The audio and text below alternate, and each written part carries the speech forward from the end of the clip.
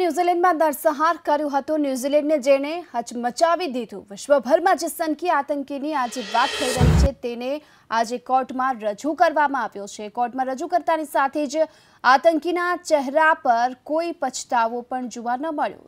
જજ તેના વિરુદ્ધ આરોપો વાંચી રહ્યા હતા અને બિલકુલ તે શાંત બેઠો હતો।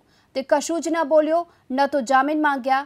તો જજે આગામી સુનાવણી એટલે કે 5 એપ્રિલ સુધી તેને કસ્ટડીમાં મોકલી દીધો છે।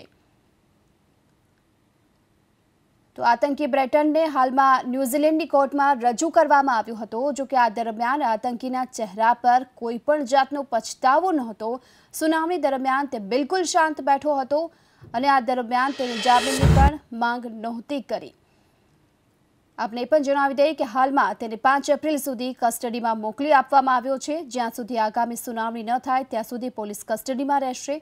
તો આ સાથે જ આજે આતંકી છે તેને ઝડપી લેવામાં આવ્યો છે।